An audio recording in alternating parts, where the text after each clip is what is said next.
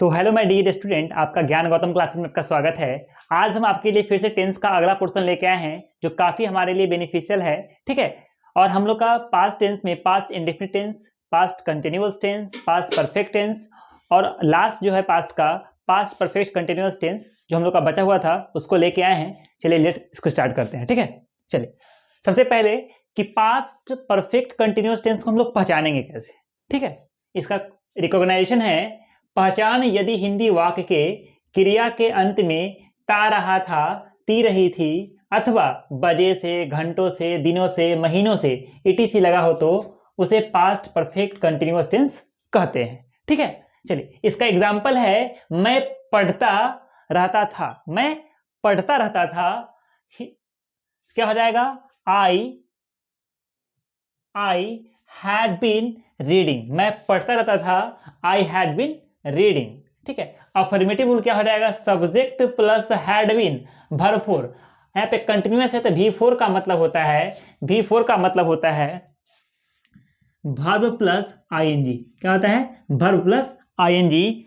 तो हमारा स्ट्रक्चर है अफर्मेटिव का subject plus had been plus भरपूर प्लस ऑब्जेक्ट प्लस फॉर या सिंस प्लस टाइम। ठीक है। चलिए वह सुबह से पढ़ रहा था, वह सुबह से पढ़ रहा था तो क्या हो जाएगा? He had been reading since morning. He had been reading since morning. ठीक है। चलिए यहाँ पे नोट में हमको ध्यान देने वाली बात है, जहां पे बच्चे काफी कंफ्यूज कर जाते हैं। सबसे इंपॉर्टेंट क्या है यहाँ पे एक नंबर पॉइंट में है यदि वाक्य से point of time, point of time का मतलब होता है निश्चित समय। क्या होता है? निश्चित समय का बोध हो तो उसमें सिंस का प्रयोग करते हैं। किसका प्रयोग करते हैं? सिंस का प्रयोग करते हैं। ठीक है। जैसे मान लीजिए कि वह सुबह से पढ़ रहा है, शाम से पढ़ रहा है, 2 बजे से पढ़ रहा है ना। तो एक आपका जो टाइम फिक्स टाइम होता है, ठीक है ना, वहां पे हम लोग सिंस का यूज करते हैं। ठीक है। अब अगला है, दूसरा पॉइंट है कि जब वाक्य से पीरियड ऑफ टाइम का बोध होता है, माने समय अवधि का बोध होता है, बोध हो तो फॉर का प्रयोग करते हैं। जैसे कि वह घंटों से पढ़ रहा है, अब आपको पता ही नहीं चल रहा है कि क्या घंटा से पढ़ रहा है, आपको बोल दिया घंटों से पढ़ रहा है। ठीक है ना। तो he had been reading 4 hours. ठीक है ना, घंटों से। आगे है निगेटिव। इसका रूल क्या हो जाएगा? Subject plus had not been plus verb plus ING मतलब भरपूर प्लस ऑब्जेक्ट प्लस फॉर या सिंस प्लस टाइम। ठीक है ना। वह घंटों से इस काम को नहीं कर रहा था, क्योंकि निगेटिव में है तो यहां पे लग जाएगा नहीं कर रहा था। तो he had not been doing this work for hours. ठीक है। यहां पे भी घंटों से, यहां पे पता नहीं है कि कितना, यहां पे पीरियड ऑफ टाइम है। ठीक है ना। अब सी नंबर जो रूल है, इंट्रोगेटिव सेंटेंस जो है हम लोग का क्या है? Had plus subject plus been plus verb plus ING plus object plus for या सिंस प्लस टाइम। ठीक है ना। इसका एग्जांपल है क्या वह 2022 से यहां पढ़ रहा था? क्या वह 2022 से यहां पढ़ रहा था? तो had he been reading here since, क्या हो जाएगा? सिंस 2022, 2022। ठीक है।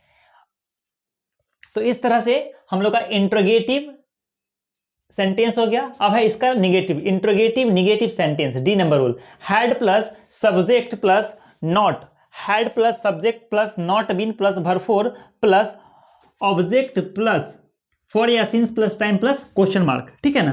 तो क्या एग्जांपल है, क्या राधा 10 दिनों से यहां नहीं जा रही थी, वहां नहीं जा रही थी, 10 दिनों से वहां नहीं जा रही थी। तो क्या हो जाएगा?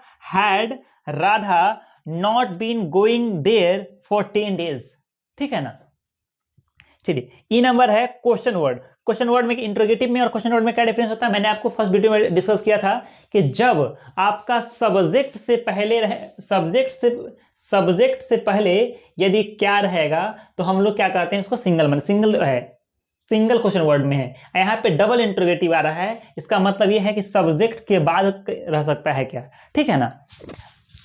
यहाँ पे 2 कंडीशन है, आपका इसका जवाब है यस और नो में देना है, इसमें आपको डिटेल बताना होता है। ठीक है ना, इसीलिए क्वेश्चन वर्ड आ जाता है। तो क्वेश्चन वर्ड में क्या हो जाएगा? Question word plus had plus subject plus been plus भरपूर प्लस ऑब्जेक्ट प्लस फॉर या since plus time plus question mark. ठीक है ना। वह सुबह से क्या कर रहा था, वह सुबह से क्या कर रहा था, इसके लिए क्या हो जाएगा? What had he been doing since morning. ठीक है ना। तो यहाँ पे है सुबह से, शाम से, 2005 से, जिस तरह से सिंस रहेगा तो आपको पता है सिंस और फॉर का यूज कहाँ पे करना है, ठीक है ना। तो मुझे उम्मीद है कि ये वीडियो आपको काफी अच्छा लगा होगा। यदि आपको अच्छा लगता होगा तो आप लाइक जरूर करें, कमेंट जरूर करें, ठीक है। इस पर मैं काम करूंगा। आज के लिए इतना ही। जय हिंद।